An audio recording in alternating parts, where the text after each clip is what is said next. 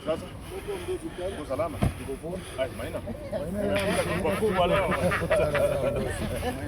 Sasa. Sasa. Bana ngombe nyinyi nyote mlikuja hapa.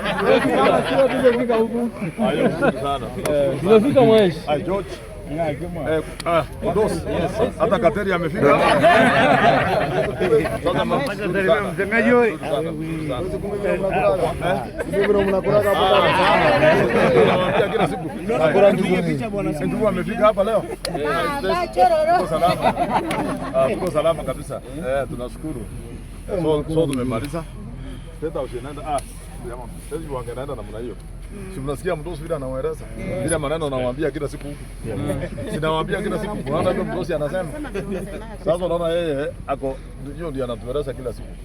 Watu wanapenda kupigwa makofi, yeye anataka kufanya job. Sasa hiyo job anasema anataka kufanya. Hiyo tumekuja. Ametuweka hata anataka kurudi hapa tujamaliza. So everyday hiyo pesa hiyo. So mdosi amesema tuwanunulie lunch. Kwa hiyo kila mtu ni 10,000. God bless you. Ni 560 because mkono hii.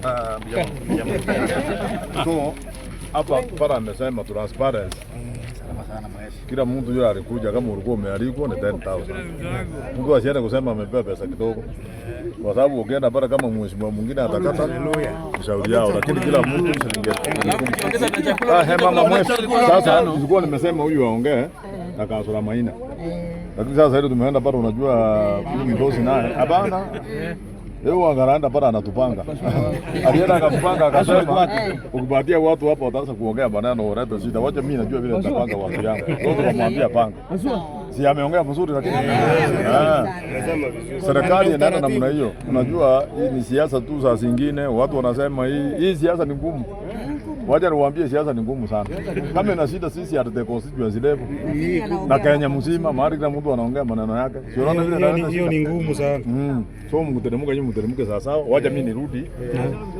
Iko watu ya samaki hapa. Wale watu ya samaki. Yaani mbona mliwacha wewe kwa hiyo mliwacha mtu ya samaki? Wale watu wanatolewa kwa maji.